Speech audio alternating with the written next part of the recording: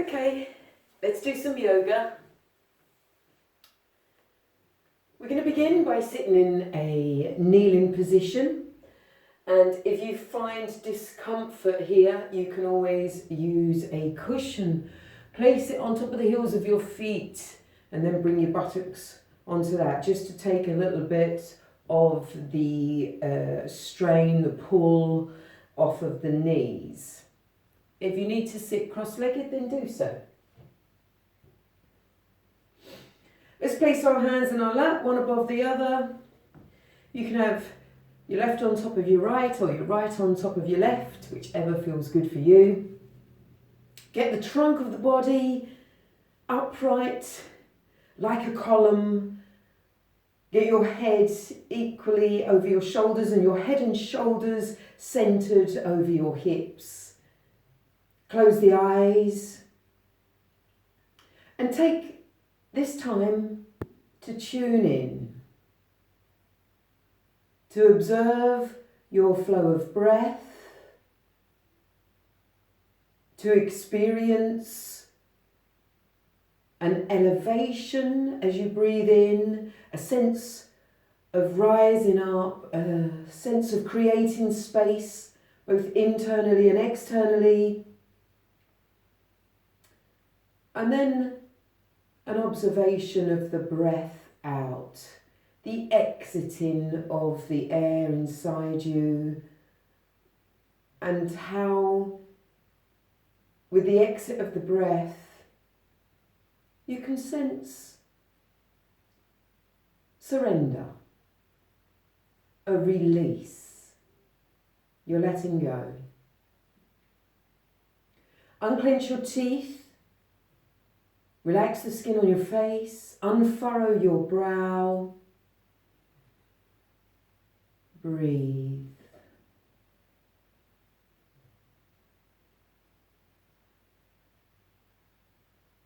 Good. And gently release. Let's bring our hands in front of us by our knees. We're going to lift the buttocks. Turn the feet to the left or right side and bring them round to rest into a cross-legged position. We're going to practice Japanese squat posture and also Tadasana, mountain pose, and Vrksasana, tree posture. And we're going to combine the three together in a flow-like movement. First and foremost, we'll look at Japanese squat posture. It's a position of truth. It's a position that will benefit your internal organs greatly, especially the digestive tract, your large colon, your small colon, your bladder. We're going to take it step by step. This position for many can take a long time to achieve. So we remember that our yoga practice is one of perseverance, patience, and we don't force anything. We want to observe our journey, our adventure into better understanding our ability for movement, our great potential ability for movement. So let's get to the start of this position, one of truth. We're going to take our feet hip width apart. So for some of us, we might not want to be truthful about this. We might think, oh, our hips are only this wide, when really they're this wide. Be truthful with yourself, and you will find that in the early days of practicing this position, taking your feet wider than hip width will assist. Okay, so hip width apart, place your hands either side of your buttocks, breathe in, lift them up. Lift your buttocks up away from the floor. Get your weight into your feet and your hands. And observe your alignment in the position. Are you already dropping down onto your instep in your feet and your knees coming closer together? Have you got a lot of weight into the back of the heels? Are you leaning back on your hands too much? Can you look at getting your head centrally over your shoulders and your head and shoulders centrally over your hips? Breathe in and breathe out. Unclench your teeth. And gently release the buttocks back down. And maybe just cross the ankles. Take a breath in. And exhale. You might like to just watch first the next part, because I'm going to go into the fullness of the position, but I'm going to point out some tips and techniques. To get into the fullness of Japanese squat position, you will simply lift your buttocks and bring your hands forward, and you can take them into prayer posture. You can bring them to the chest. Now for many, it will be quite challenging to get into this posture because of the stretch that occurs on the shins and on the tendon Achilles, which is the strongest tendon in the body. It takes the longest to begin to release. And what you want to look out for is that when in the fullness of the position, avoid collapsing your instep inward. If your knees come together and if you're on your toes and you're doing all this, okay? If your heels are coming off the floor, then lift your buttocks to the point where your heels remain on the floor. So you might be like this. You can place your hands in front of you to support you. And breathe in and out, and be aware of the energy travelling up the legs, down the back of the legs, up the front of the legs, down the back of the legs. Just get used to the foundation of the position. Ensuring that you don't roll onto your insteps and have your feet like this, which is all too usual in the practice of this position. You don't want your outsteps to be lifting. So, to assist, think about your inner thighs, roll them outwards, so that you roll onto the outer edge of your feet, so that you are able in time to squat down in between. You can use the outer edge of your upper arms to just bring them between the inner thighs, and then just gently pushing those elbows apart to help the inner thighs roll out, the knees to open outwards, so the balance on the feet can take place. Unclench your teeth and breathe. So remember, if you can't get down to the fullness of the position, and you may not be able to get down to the fullness of the position for many days, weeks, months, possibly even years, but if you practice with patience and perseverance, you will get there. I couldn't do this when I first started practicing. So remember, if the heels of the feet start coming off the floor, bring them back down and raise your buttocks. And it will be from here that you'll take a breath in. You'll think of creating space, and as you exhale, you'll be able to lower a little further every time you practice. Okay? Stay nice and soft around the head, the jawline, the neck, the throat,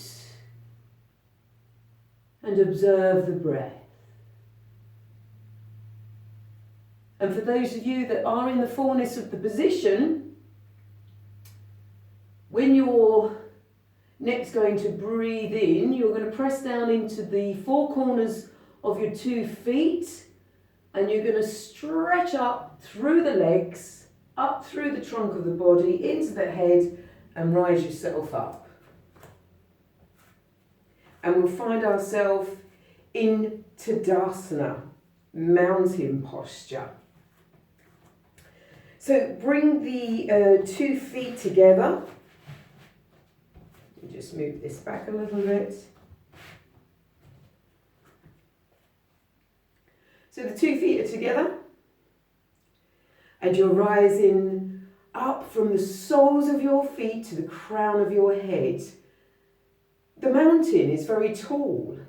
It reaches up into the sky, into the atmosphere. Its base is well planted, grounded into the earth. So without looking down, be aware of the planting of your feet in the ground. You might like to lift the toes, give them a little bit of a wiggle, and then place them back down. If you close your eyes, you'll be able to tune in deeper. You might find that when you close your eyes, you feel the transference of weight around the feet. And that's fine to begin with, but you'll look to progress to centralize your total body mass into the four corners of your 2 feet. You'll breathe in and feel the energy rise up through the front of the feet, the shins, the knees. The knees will rise up, the thighs will lift. You'll have this elevation continuing up through the pelvis, the torso, the chest, the neck, the face, the crown of the head. And then the exhalation will travel down through the back of the head and neck, down the spine, the 33 bones of the spine, into the tailbone. The breath out continues travelling down the buttocks, backs of the legs, into the heels of the feet, the weight in equilibrium between the soles of the 2 feet, the four corners of the 2 feet. And it all starts again, breathing in, rising up through the front, lifting, elevating, reaching up through to the crown of the head, exhaling, surrendering down through the back of the body, the back of the legs. Everything lifting upwards. A continuum would have begun as soon as you start lifting from the soles of the feet. As soon as you lift at the ankles, lift the shins, elevate the calf muscles, rise up through the knees, raise the thighs, increase the upward pull through the hamstrings, lift the buttocks of the cheeks of the buttocks, and draw the 2 cheeks together, almost as if possibly you have a £50 note between them and you want to keep them there. Now what happens as soon as you draw the buttocks of your cheeks together, instead of your buttocks sticking out, they then begin to tilt forward. The pelvis will tilt forward. You could put one hand on the front of your stomach, one hand on the base of your spine, and just have that tilt and feel the difference. Once you tilt your pelvis, you'll find that your head and shoulders become more centralised over your hips. And once you tilt your pelvis, your stomach naturally will want to pull in, back and down towards the base of your spine. It gives you this lovely straight alignment from crown of head to soles of feet. And all this time the breath flows freely, rhythmically, fully. Tadasana. So from here we'll look at the foundation of Vrksasana. tree posture. Let's take our left foot, raising the heel of the foot up away from the mat and turning it so that the heel of the left foot rests into the ankle of the right foot. And you gently draw that left knee open and outward. So the left knee will become aligned with the left hip. Breathe in and raise the hands to shoulder level, and then feel the stretch from the shoulder girdle all the way along the arms to the fingertips. Feel this organic energy stretching along the arms, and observe the flesh. Is it floppy, or have you pulled the flesh back towards muscle and the flesh and muscle back towards the bone? Keep the breath flowing. Unclench the teeth. Gently lower the arms and release the foot. And let's transfer to the other side. So now you'll pick the right heel up off of the mat. You'll turn it to rest the right heel onto the left ankle. Gently using that right hand on the right inner thigh, you can draw that right knee out in line with the hip. Keep the trunk of the body nice and straight. It's like a column. It's upright. You're still in Tadasana as a foundation of the position. You're just rotating that hip out now. Let's raise the hands as we breathe in. Bring them to shoulder level and then stretch into the fingertips. Imagine you have someone each side of you pulling the fingertips. You're opening out across the front of the chest. Breathe in and gently lower the hands down and release the foot. Let's take our feet hip width apart. Nice deep inhalation. Exhale. Bend those knees. You can have your hands on your thighs to begin with. Remember, position of truth for the Japanese squat. So have your feet hip width apart or wider.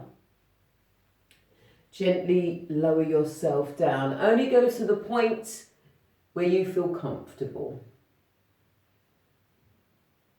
Remember to lift the insteps outward, and to help them do this, think of your inner thighs and roll them outwards.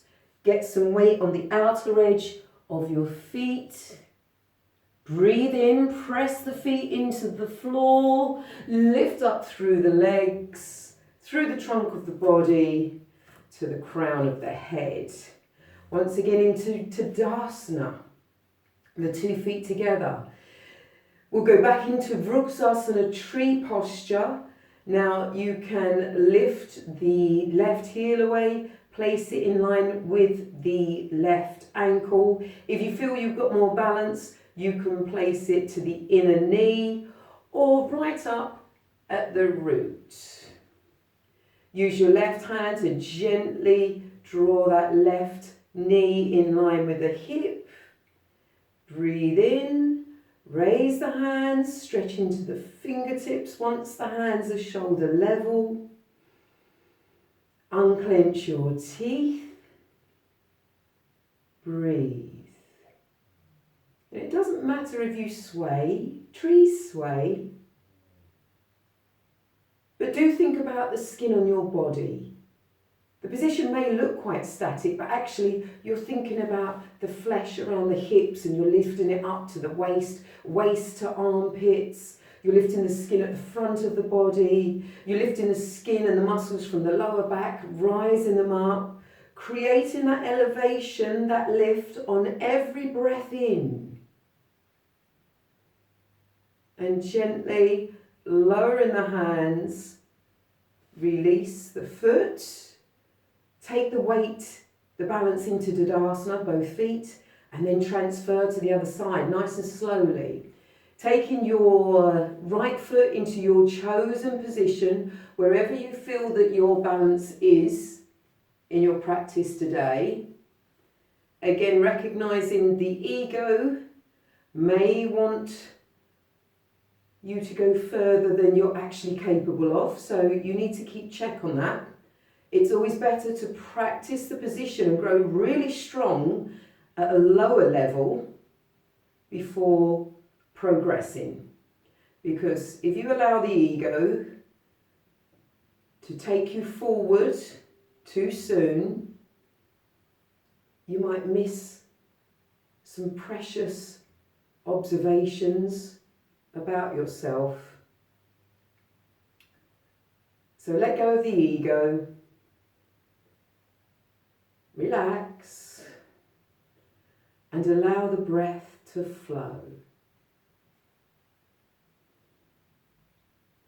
And gently lower the hands, release the foot, take a nice deep breath in, exhale, sigh it out.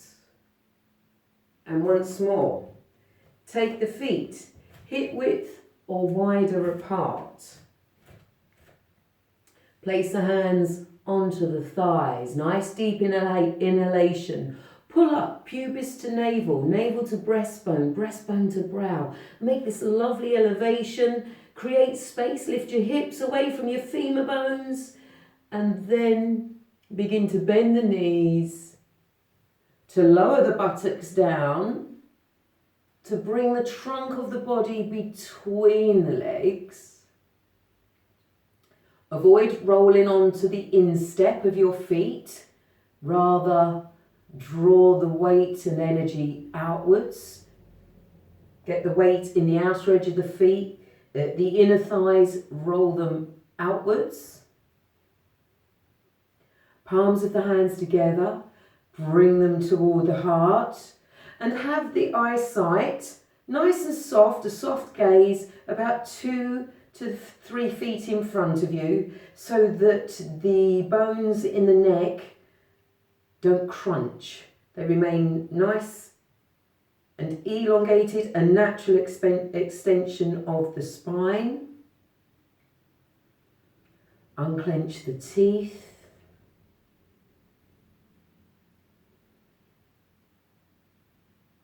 And gently release. You can bring the hands in front of you and then walk them to the side, just either side of the hips, and bring the buttocks down to the floor, and then extend the legs out in front of you. You might want to give them a little bit of a shake. Tadasana, staff posture.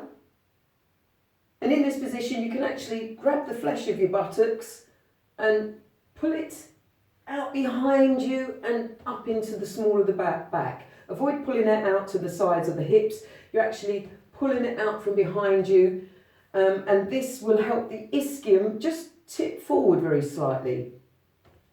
For those of you with a sedentary lifestyle, or one that is a great percentage spent at a desk, you might find yourself a little bit like this, with rounded shoulders, and you're crushing down in the abdominals. When you have rounded shoulders and an upper rounded back, your rib cage is actually dropping down into your stomach, and it stops any good flow of energy or oxygen there. So you want to think of breathing in, picking your energy up, travelling it up through the sides of the body, the front and back, getting a column, a feeling of being a pillar upwards.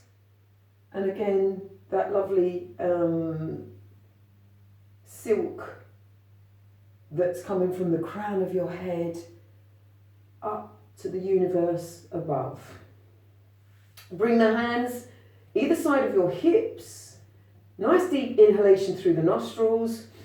As you exhale, take the shoulders back, open out across the front of the chest, drawing your shoulder blades together, and then gently drawing the 10 toes back towards the torso. And try to bring the little toes back in line with the big toes.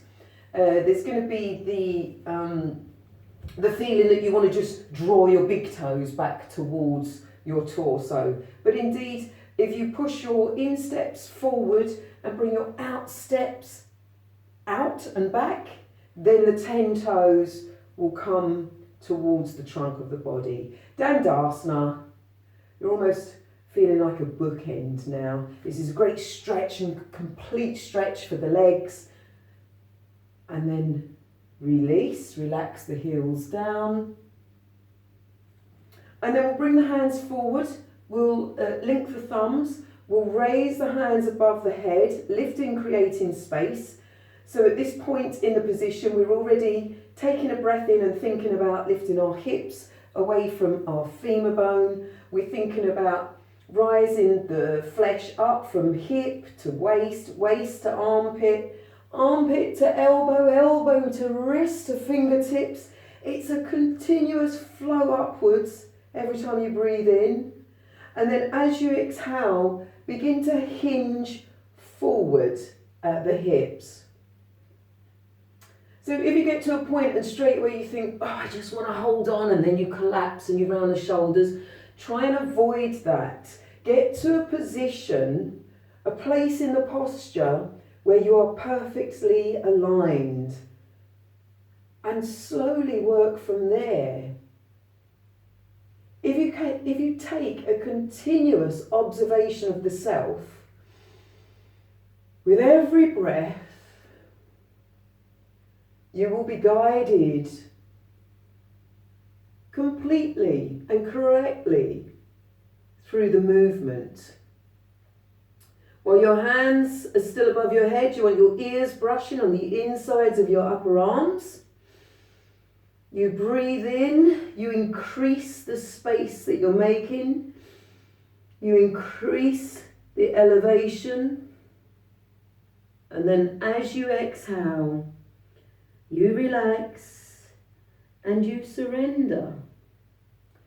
And once you reach your capable position for today, whether that be around here, you can rest your hands onto your thighs, or you can rest your hands onto your shins. Avoid resting the hands onto the knees. You can have them on the shins, the ankles, or if your forward flexion of spine allows, you can grasp underneath the soles of the feet.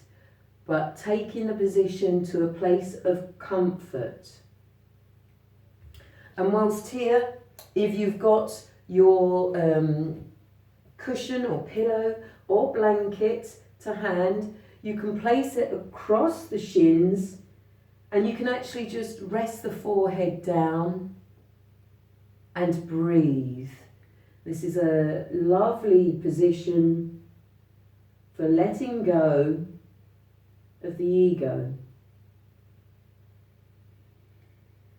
Once you're in the fullness of your forward bend, scan the body for any pockets of tension that you might be holding on to, especially in the shoulders, because you're probably pulling at the shoulders a lot just to be able to try and reach your toes. Whereas if you think about it, the origin of the movement is down here in the hips. So each breath in, you should be thinking of lifting this lower part of the body, or the pelvic girdle, lifting internally, pull the pubis up towards the navel, make space round here first and foremost, and then you'll have more stretch through the trunk of the body, then you'll have the reach through the arms.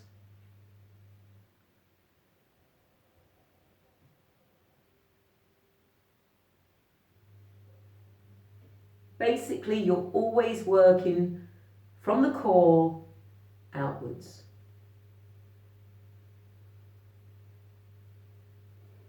And then from here, you'll place the hands either side of your legs.